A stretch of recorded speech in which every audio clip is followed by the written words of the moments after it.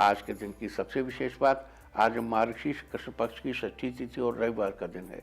षष्ठी तिथि आज शाम 7:45 तक रहेगी। आज पूरा दिन पूरी रात पार करके कल सुबह 6:28 तक वैधित योग रहेगा। यह योग स्थिर कार्यों है तो ठीक है, परंतु अगर कोई भागदौड़ वाला काम या यात्रा करनी हो तो इस योग में अवॉइड करनी चाहिए। आज दोपहर 2:46 तक आश्लेषा नक्षत्र रहेगा, उसके बाद मघा नक्षत्र लग जाएगा। साथ ही आज पूरा दिन पार करके रात 9:58 तक चंद्रमा और मघा नक्षत्र की युति रहेगी। 27 नक्षत्रों में से आश्लेषा 9वां नक्षत्र है।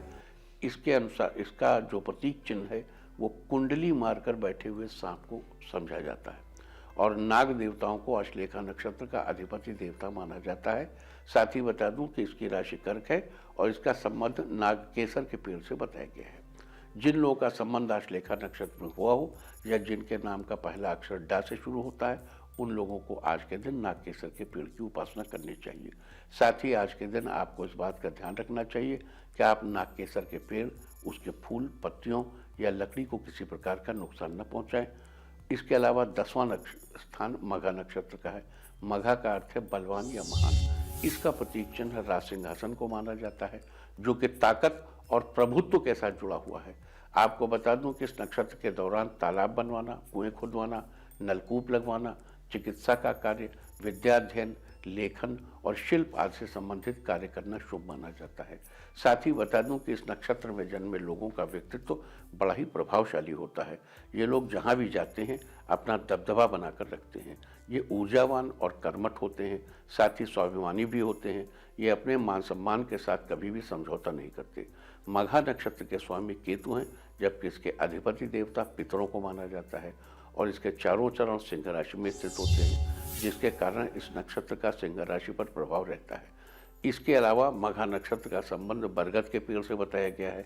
अतः जिनका जन्म मघा नक्षत्र में हुआ हो या जिनका नाम मां अक्षर से शुरू होता हो, उन लोगों को आज के दिन बरगद के पेड़ को किसी भी तरह की क्षति नहीं पहुंचानी चाहिए। न ही उसके पत्तों को तोड़ना चाहिए और न ही उसकी लकड़ी को तोड़कर किसी प्रयोग में लाना चाहिए। इसके बजाय आज के दिन आपको बरगद के पेड़ को नमस्कार करना चाहिए और उसकी पूजा करनी चाहिए। आपको ये भी बता दूं कि मघा नक्षत्र के प्रभाव में आने वाले जातक यानी मघा नक्षत्र में जन्म लेने वाले व्यक्ति सामान्य तौर पर सामाजिक व्यवहार में अच्छे देखे जाते हैं। ये बड़े ही सहनशील, श्रेष्ठ बुद्धि वाले, स्पष्टवादी, धार्मिक कार्यों में रुचि रखने वाले होते हैं।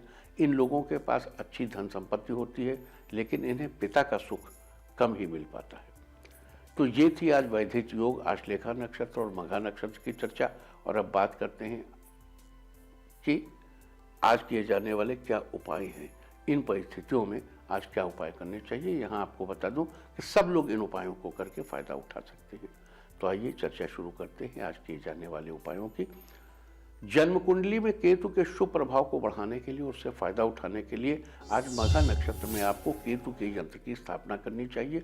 उच्च शिक्षा की तैयारी कर रहे लोग भी केतु यंत्र की स्थापना करके फायदा उठा सकते हैं। आज केतु यंत्र की स्थापना करके उसकी उचित विधि से पूजा करनी चाहिए और पूजा के बाद उसे अपने पास संभाल कर रख लेना चाहिए। अगर आपकी संतान अपना खुद का कोई बिजनेस खोलना चाहती है या आप उसका बिजनेस खुलवाना चाहते हैं, लेकिन उसमें बिजनेस की इतनी समझ नहीं है, तो अपनी संतान के अंदर वो समझ डेवलप करने के लिए आज के दिन आपको साफ शुद्ध मिट्टी लेनी चाहिए। अब उस मिट्टी को पानी की सहायता से गाढ़ा करके उसे 27 छोटी छोटी गोलियां बनाइए और उन्हें अच्छे से सुखा लीजिए। अब उन गोलियों को आज से लेकर अगले 27 दिनों तक एक एक करके अपनी संतान के हाथों से किसी मंदिर में रखवाइए। अगर आपका विवेक कुछ कम हो गया है, आप अच्छे बुरे की परख नहीं कर पा रहे हैं, तो आज के दिन आपको नाग की तस्वीर के आगे अपना सिर झुकाना चाहिए और साथ ही हाथ जोड़कर उन्हें प्रणाम करना चाहिए और दुर्गा माता के इस मंत्र का जप करना चाहिए। सर्व मंगल मांगल्ये शिवे सर्वार्थ साधिके शरण्ये त्र्यंबके गौरी नारायणी नमोस्तुते। इससे आपका विवेक जागृत होगा, आपके अंदर अच्छे बुरे की परख आएगी। अगर आप बाहर किसी काम से यात्रा पर जा रहे हैं तो अपनी यात्रा को सफल बनाने के लिए और बिना किसी परेशानी के अपना काम निपटाकर सुरक्षित वापस आने के लिए आज आपको केतु के मंत्र का एक माला जप करना चाहिए। मंत्र है ओम श्रांग श्रीं श्रौं सह केतवे नमः। यात्रा सफल होगी और आपका काम बिना किसी परेशानी के पूरा होगा। अगर आप धन संपदा का लाभ पाना चाहते हैं तो आज आप एक एकाक्षी नारियल लीजिए और उसे भगवान गणेश के पास रखिए। आप पहले भगवान गणेश की धूप दीप पुष्प आदि से पूजा कीजिए, फिर इसी तरह से एकाक्षी नारियल की पूजा कीजिए। इस प्रकार पूजा के बाद उस एकाक्षी नारियल को एक साफ सुथरे लाल कपड़े में लपेटकर अपने मंदिर में ही रख दीजिए। धन संपदा का उचित लाभ मिलेगा। अगर आपके जीवन में किसी प्रकार की कठिन परिस्थिति चल रही है तो उस कठिन परिस्थिति से बाहर निकलने के लिए आज आपको सुबह स्नान आदि के बाद नागकेसर के पेड़ या पौधे को प्रणाम करना चाहिए। साथ ही उसकी जड़ में जल चढ़ाना चाहिए। लेकिन अगर आपको कहीं आसपास नागकेसर का पेड़ न मिले तो इंटरनेट से नागकेसर की फोटो डाउनलोड करके उसके दर्शन कर लें। यहाँ ध्यान रहे कि फोटो में नागकेसर का पेड़ पर फूल जो हो तो ज़्यादा अच्छा है। आप जीवन में कठिन परिस्थितियों से बाहर निकलेंगे।